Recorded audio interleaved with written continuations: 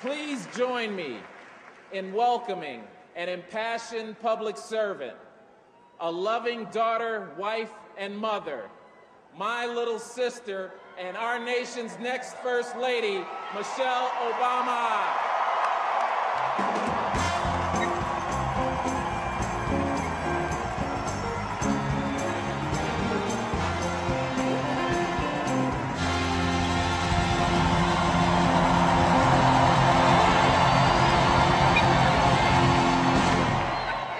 Imagine. For Barack, running for president is nothing compared to that first game of basketball with my brother Craig. I can't tell you how much it means to have Craig and my mom here tonight. Like Craig, I can feel my dad looking down on us, just as I've felt his presence in every grace-filled moment of my life. And at 6'6", I've often felt like Craig was looking down on me too, literally. But the truth is, both when we were kids and today, Craig wasn't looking down on me. He was watching over me. And he has been there for me every step of the way since that clear day in February 19 months ago, when with little more than our faith in each other and a hunger for change, we joined my husband, Barack Obama, on the improbable journey that has led us to this moment. But each of us comes here also by way of our own improbable journey. I come here tonight as a sister, blessed with a brother who is my mentor, my protector, and my lifelong friend. And I come here as a wife who loves my husband and believes he will be an extraordinary president.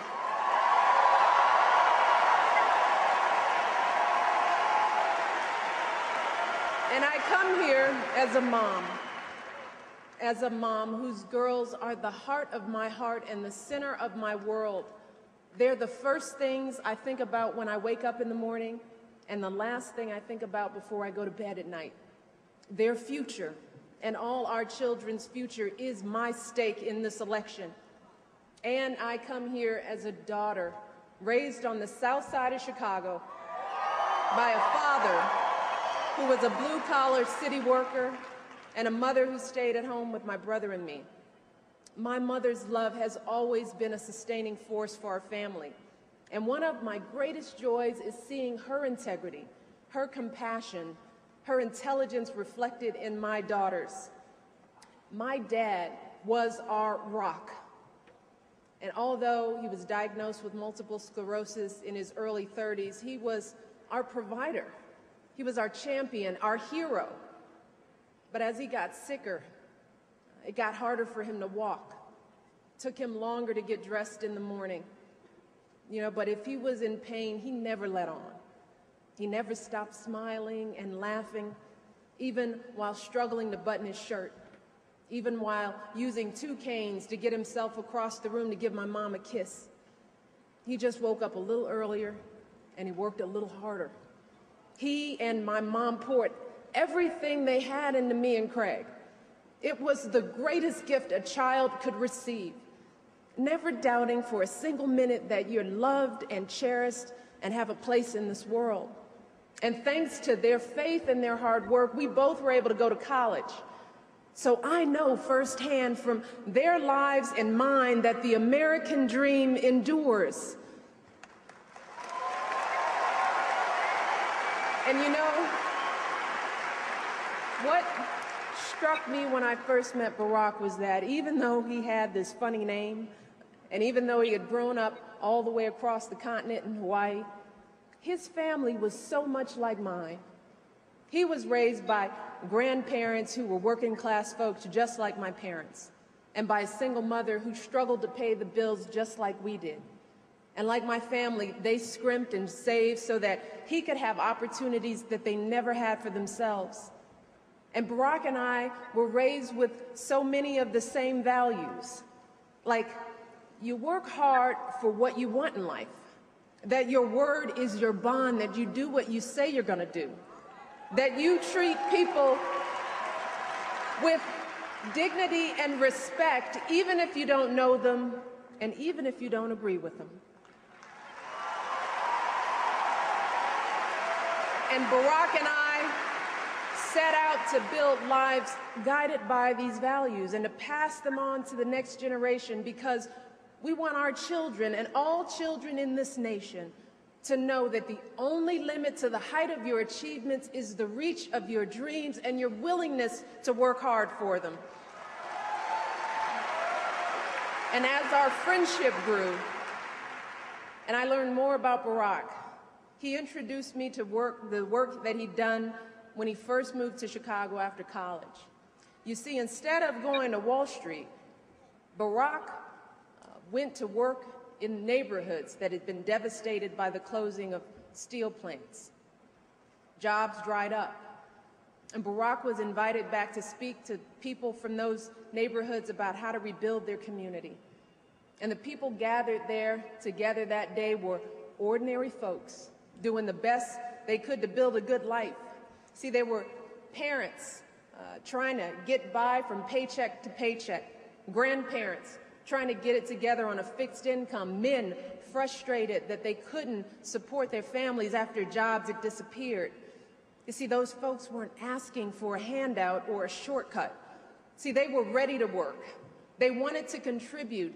They believed, like you and I believe, that America should be a place where you can make it if you try.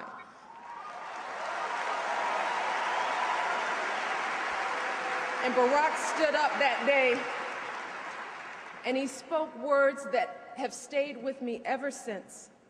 He talked about the world as it is and the world as it should be. And he said that all too often we accept the distance between the two and we settle for the world as it is, even when it doesn't reflect our values and aspirations. But he reminded us that we also know what the world should look like. He said, we know what fairness and justice and opportunity look like. And he urged us to believe in ourselves, to find the strength within ourselves to strive for the world as it should be. And isn't that the great American story? It's the story of men and women gathered in churches and union halls, in high school gyms, and people who stood up and marched and risked everything they had, refusing to settle, determined to mold our future into the shape of our ideals. And it's because of their will and determination that this week we celebrate two anniversaries. The 88th anniversary of women winning the right to vote, and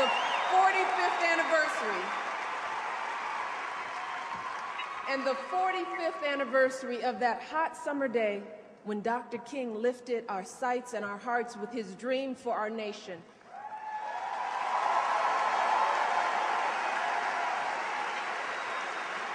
And I stand here today at the cross currents of that history, knowing that my piece of the American dream is a blessing hard won by those who came before me, all of them driven by the same conviction that drove my dad to get up an hour early each day to painstakingly dress himself for work, the same conviction that drives the men and women I've met all across this country, people who work the day shift, then kiss their kids goodnight and head out for the night shift without disappointment, without regret.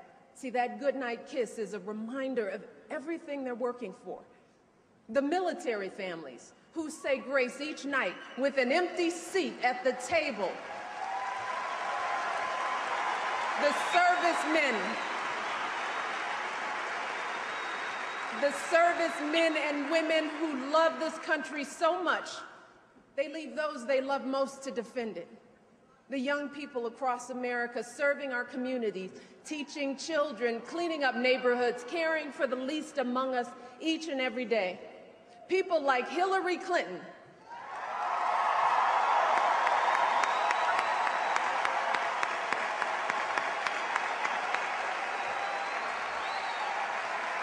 who put those 18 million cracks in that glass ceiling so that our daughters and our sons can dream a little bigger and aim a little higher.